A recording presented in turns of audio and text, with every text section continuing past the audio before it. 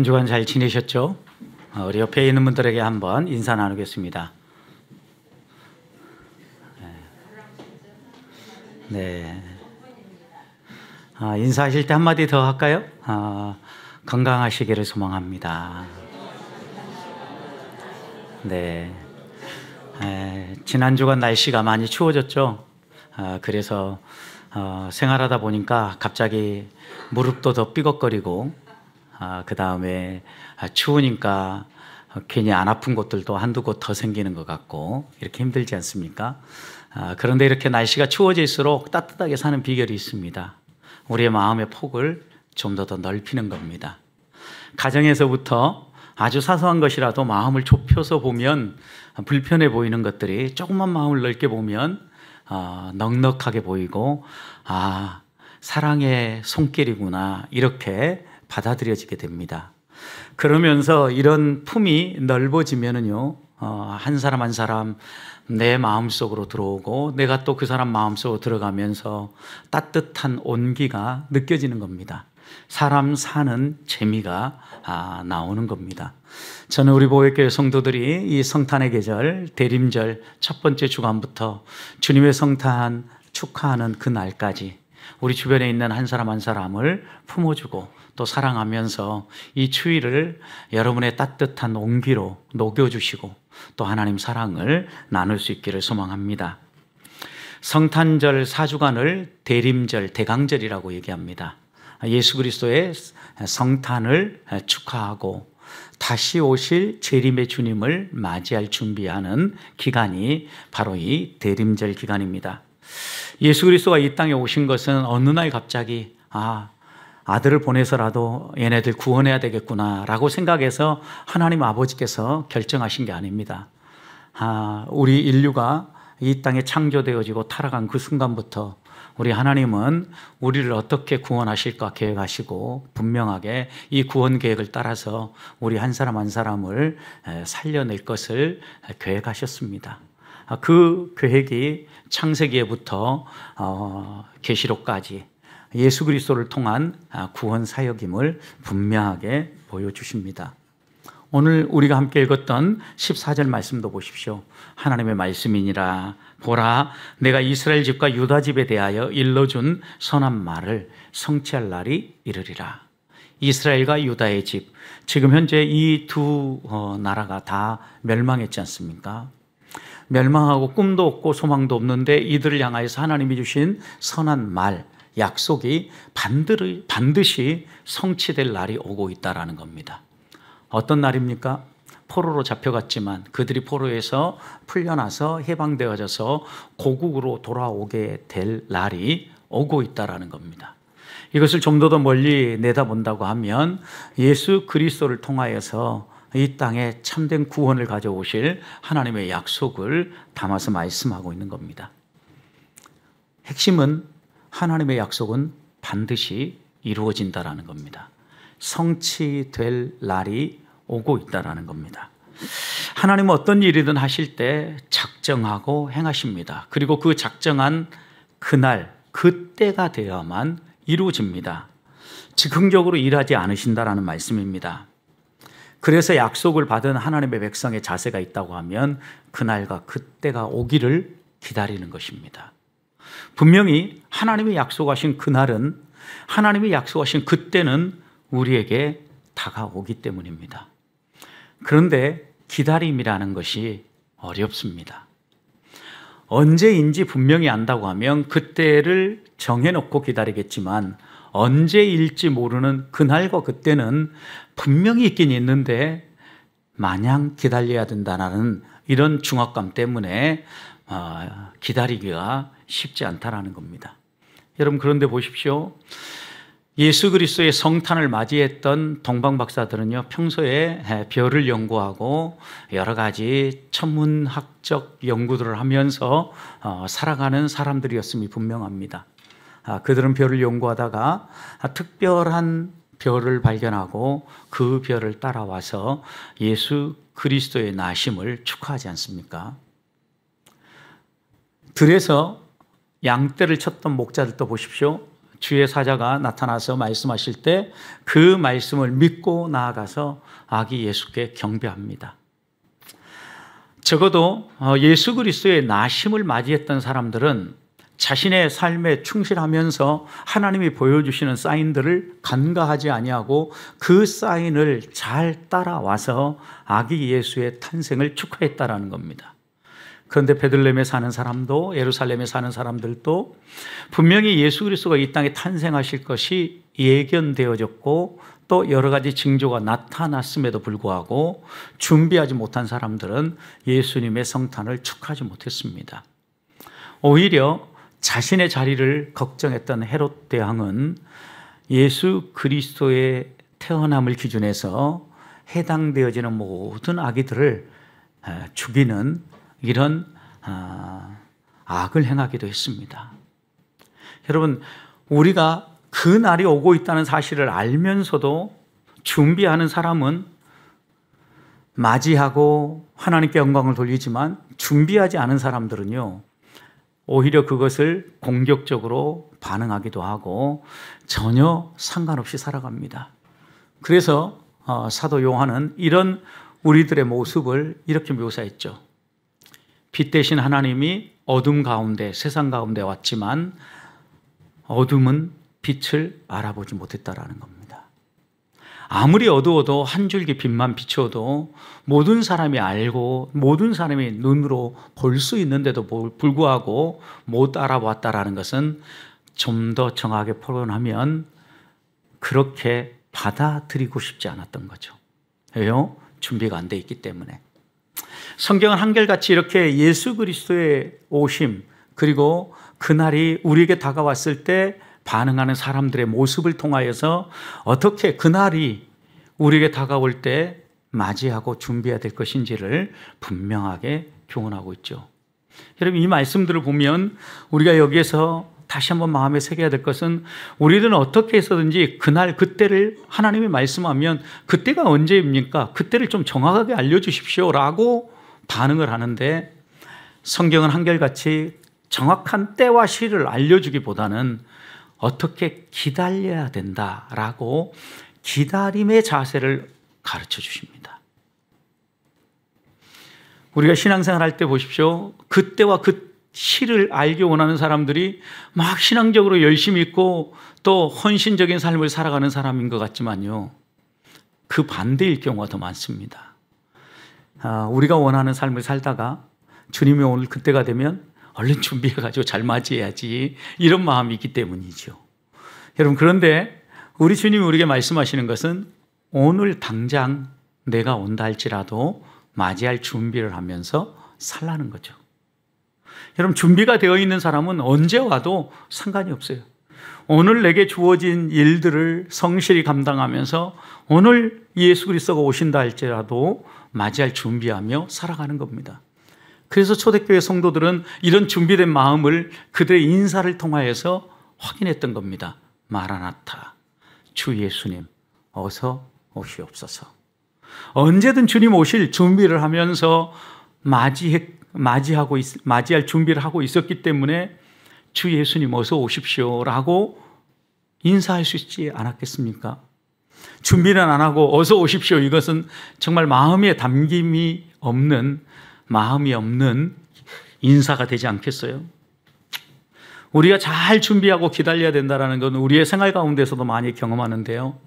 제가 한 번에 수원에서 만날 사람이 있어서 전철을 타고 수원을 내려간 적이 있습니다. 그런데 전철을 평소에 자주 이용하는 건 아니지만 그래도 전철을 타는데 이상은 없었습니다. 저도 정확하게 잘 찾아가는 사람 가운데 하나입니다. 그런데 전철을 타고 신도림역에 가서 이제 수원 가는 전철을 타려고 기다리고 있는데 한참을 기다려도 전철이 오지 않는 겁니다. 분명히 안내 방송을 통해서는 수원 가는 열차가 들어온다고 하는데 제 앞에 열차가 없는 겁니다. 제가 다른 라인에 가서 서 있었던 겁니다. 분명히 일찍 가서 기다렸고 오기를 한참을 기다렸는데도 불구하고 수원 가는 열차를 타지 못했던 이유는 한 가지입니다. 잘못 기다리고 있었기 때문입니다. 우리가 하나님을 사모하고 기다린다고 할 때 기다림의 자세가 얼마나 중요한지, 우리가 잘못된 자리에 가서 서 있거나 잘못된 방법으로 기다리면 아무리 주님이 와도 알지 못하고 느끼지 못하고 맞이할 수 없다라는 것을 우리는 잘 아는 겁니다.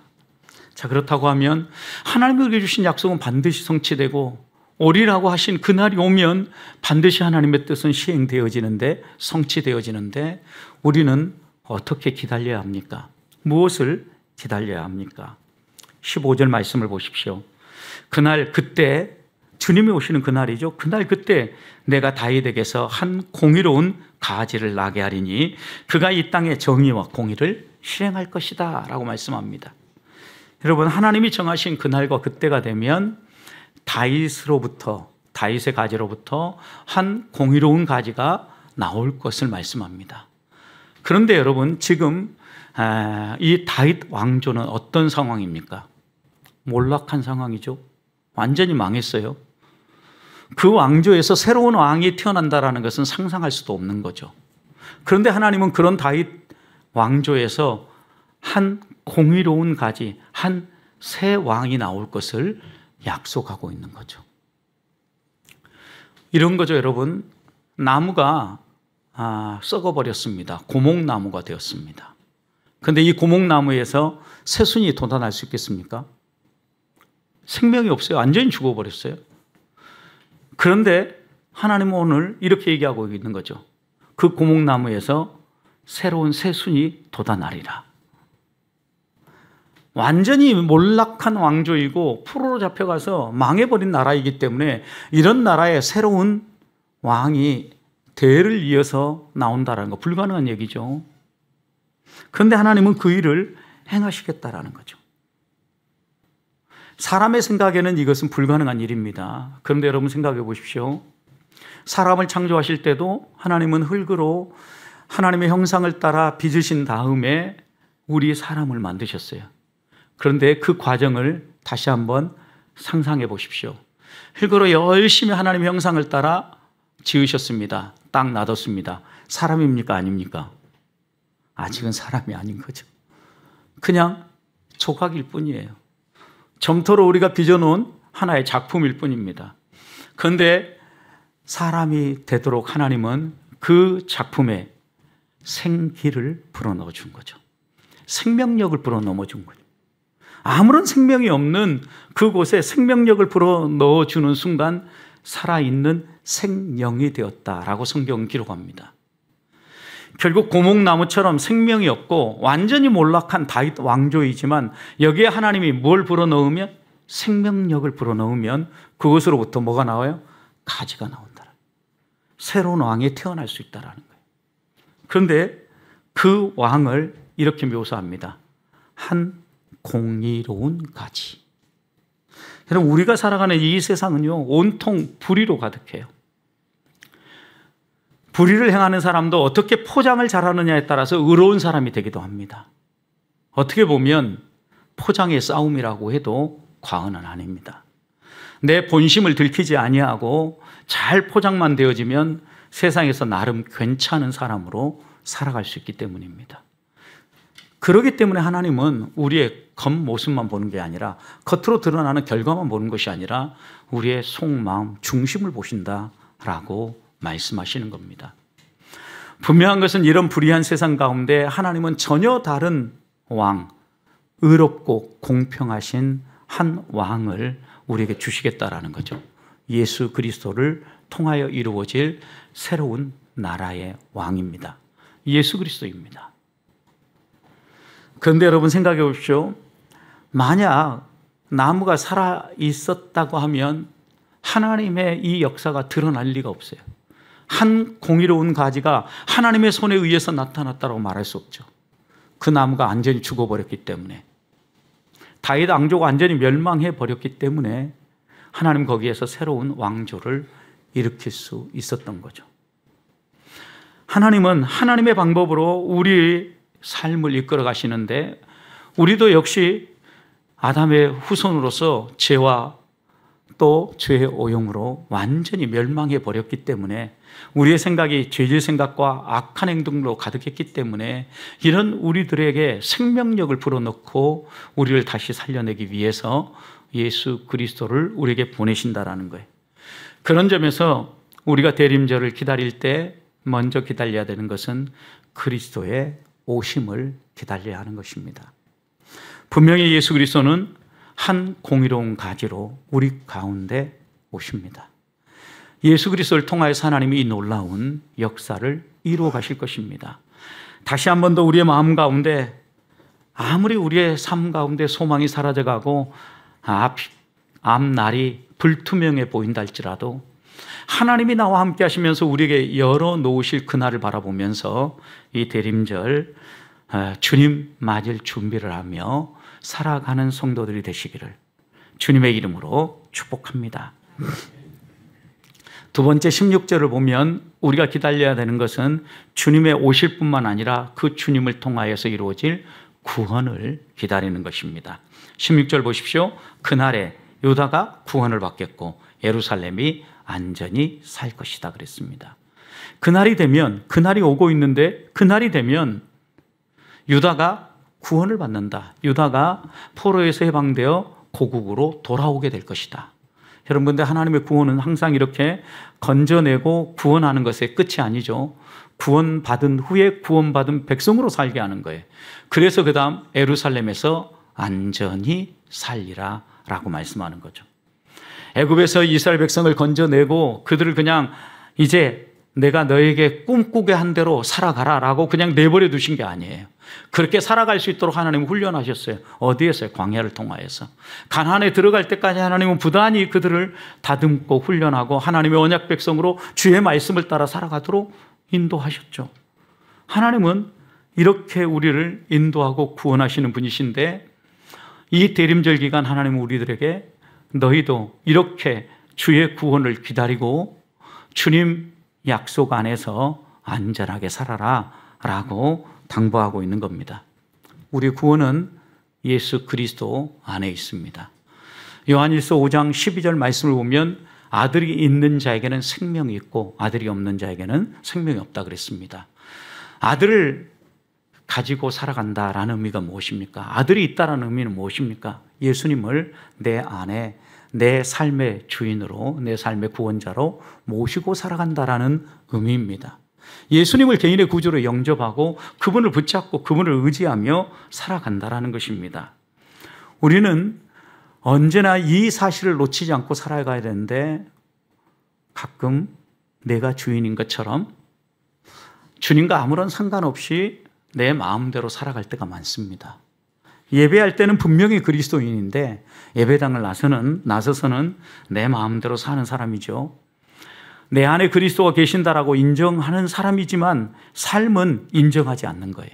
입술로만 인정하는 거죠. 우리 이런 믿음을 야고보는 죽은 믿음이다, 구원받지 못한다라고 분명히 이야기한 겁니다. 그리스도가 내 안에 내주에 계신다라는 사실을 확신하는 것은 구원의 확신이에요. 여러분, 우리가 구원의 확신을 가지고 살아간다라는 것은 주님이 내 안에 내주에 계신다라는 것을 인정하며 살아가는 거예요. 확신하며 내 안에 예수 그리스도가 계시다는 사실이 느껴지지 않고 한 주를 살아가는데도 전혀 상관없이 살아간다고 하면 우리는 구원의 확신 자체가 없는 거예요. 확신이 아니라 신념일 뿐인 거죠. 내가 내 스스로 그렇게 말하고 사는 거예요. 여러분, 주님이 우리 안에 계신다라는 의미는 무엇입니까? 바울은 갈라디아서 2장 22절에서 예수 그리스도를 영접하는 사람은 내가 죽고 내 안에 그리스도가 사는 사람이라고 그랬습니다. 결국 그리스도의 주권을 인정하고 주의 다스림을 따라 살아간다는 의미입니다. 여러분, 우리가 예수 그리스도를 믿고 살아간다는 의미를 잊지 말아야 합니다. 그래서 천국에 들어가는 이 천국의 삶을 예수님께서 마태복음 22장에서 아들을 위하여서 혼인잔치를 베푼 한 임금의 비유로 설명을 합니다. 아버지가 아들의 혼인잔치를 위해서 준비를 했습니다. 사람들을 청했습니다. 사람들이 오지 않죠. 사람들을 데려다 채웁니다. 그런데 사람들이 들어와 있는데 그 들어와 있는 사람들 가운데도 준비되지 않은 사람이 있습니다. 걸러냅니다. 그리고 천국 잔치, 혼인 잔치를 진행합니다. 어떤 사람이 천국에 들어갈 것인가 이 비유를 통해서 분명히 보여준 것입니다. 두 가지입니다. 하나는 청함을 받아야 된다, 부름을 받아야 된다라는 거예요.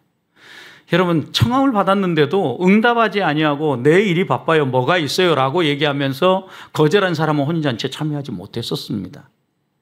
또 청함에 응해서 왔습니다. 산울가로 돌아다니면서 사람들을 다 데려왔습니다. 여러분, 들어왔는데 예복을 입지 않은 사람들은 또 걸러냅니다. 여러분, 그러니까 이 청함을 받는다는 말과 예복을 입는다는 이 두 가지 말을 여러분 잊지 말아야 합니다. 우리가 이 자리에 앉아 있었다라는 건 청함을 받았다라는 겁니다. 그렇다면 우리는 예복을 입고 있습니까? 요한계시록 19장의 말씀을 보면 어린 양의 혼인잔치를 묘사하면서 혼인잔치에 참여할 신부로서 단장을 하고 옷을 입는데 그 옷을 빛나고 하얀 새 마포옷이라고 묘사했어요. 그리고 그 새 마포옷은 성도들의 옳은 행실이다. 분명하게 성경은 우리에게 가르칩니다. 여러분, 그러니까 우리가 이 옷을 예복을 입지 아니하고 아무리 혼인잔치에 앉아 있어도 아무리 예배당에 앉아서 예배를 드려도 걸러낸다라는 것을 잊지 말아야 합니다. 그래서 천국의 비밀 가운데 그물의 비유가 있는 겁니다.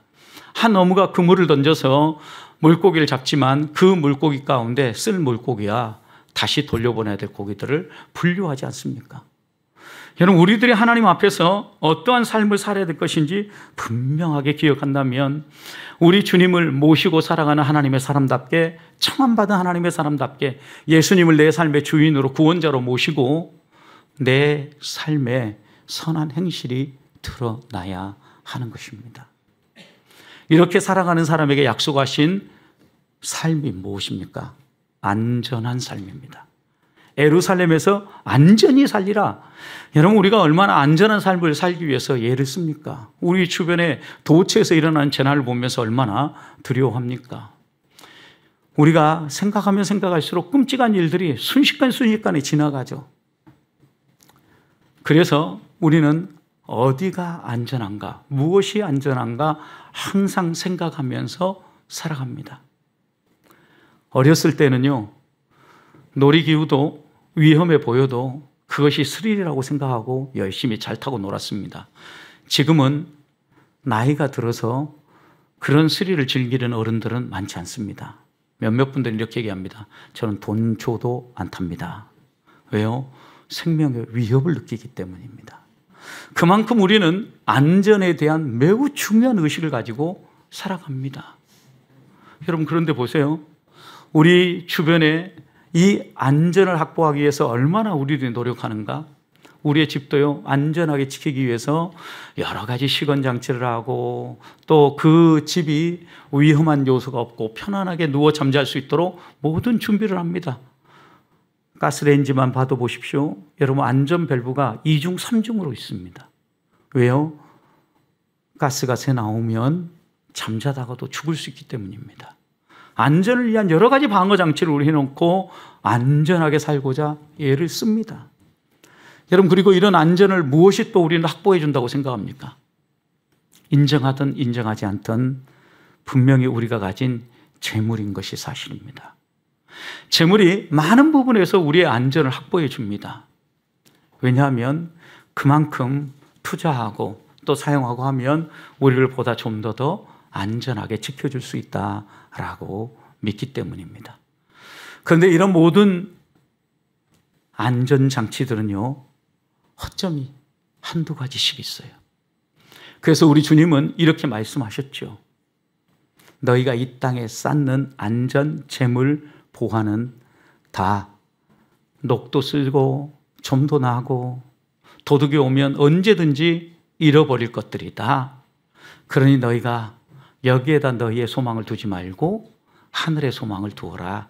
하나님을 붙잡아야 된다라는 것을, 하늘에 너희의 보화를 쌓고 너희의 마음을 두고 너희의 꿈을 거기에 집중해라 라고 당부하는 것입니다. 그래서 오늘 15절 중반절에 얘기하는 하나님의 성 예루살렘에서 안전히 사는 것은요, 하나님이 우리에게 주시는 선물이에요. 그날이 오면 하나님이 우리에게 주실 것이에요. 우리는 그날을 기다리며 가는 거예요. 우리가 적어도 예수 그리스도의 내주하심을 믿고 구원받은 하나님의 백성으로 그날을 기다리며 살아간다면 하나님이 우리를 지켜주실 것을 믿기 때문이에요. 아모스 선지자는 아모스 5장 4절에서 이렇게 말씀합니다. 여호와께서 이스라엘 족속에 이와 같이 말씀하시기를 너희는 나를 찾으라. 그리하면 살리라. 여러분, 우리가 안전하게 사는 비결이 무엇입니까? 여호와를 찾으라는 거예요. 여호와를 찾으면 살리라. 분명히 약속합니다. 내가 가진 여러 가지 것들이 나를 안전하게 지켜주신다라고 오해하지 마십시다. 그것들은 부수적인 것들입니다. 여호와께서 성을 지키지 아니하면 파수꾼의 깨어있음, 경성함이 헛된 일이고, 아무리 좋은 재료를 가지고 뛰어난 기술을 가지고 성을 쌓아도 그 쌓은 건축자의 그 수고가 헛수고가 되어버린다라는 겁니다. 하나님을 찾는 것이 사는 길이고 안전하게 생활하는 길입니다. 이 대림절 기간 다시 한 번 더 우리가 할 일은 무엇입니까? 기다리는 것입니다. 기다리는데 예수 그리스도가 오셔서 나를 구원하고 나를 안전히 살게 해주실 것을 믿고 나아가십시다. 내 삶에 예수 그리스도의 다스림을 받아들이는 것은 그 초청을 받아들이는 것이고, 그 다스림을 받아 살아가는 것은 내 삶의 예복을 입는 행위입니다. 깨끗하고 성실하고 이웃을 위하여서 섬기며 살아가는 것입니다. 이런 삶을 통하여서 하나님의 영광이 드러나며 하나님의 사람으로 이 대림절 기간 살면서 우리를 향한 하나님의 뜻들을 드러내며 살아가는 성도들이 되시기를 축복합니다. 세 번째는 16절 후반절을 보십시오. 우리가 안전하게 살 이 성은 여호와는 우리의 의라는 이름을 얻으리라. 여러분, 우리가 안전히 살아가면서 그 안전하게 살아가는 것은 여호와께서 하신 일이다. 여호와가 우리의 의다. 여호와께서 우리를 위해서 행하심으로 이런 결과가 나왔다라고 불리게 될 것이라는 겁니다. 그날이 어떤 날입니까? 나는 완벽하게 죽고 내 안에서 그리스도가 살아 역사하시고 그리스도가 일하시는 것이 드러나는 그날이에요. 여러분, 이것이 무엇입니까? 하나님의 영광을 드러내는 거예요. 우리는 이 땅을 살아가면서 우리의 힘과 우리의 노력으로 정말 땀 흘려 수고하며 열심히 살아갑니다. 우리의 삶의 터전에서 그렇게 살아야 생존할 수 있다라고 생각을 하고 무한 경쟁을 반복합니다. 이런 무한 경쟁 속에서 살아가는 우리를 향하여 하나님은 분명히 얘기합니다. 드러낼 것은 우리의 노력과 우리의 땀의 수고가 아니라 하나님의 일하시는 손길이다. 이것이 이 성은 여호와의 의라고 불림받을 것이라는 의미예요. 결국 한 사람이 구원받아서 여러분 살아가는데 그 사람의 삶 가운데 하나님의 다스림이 서서히 시행되어지면 처음에는 10% 인정하다.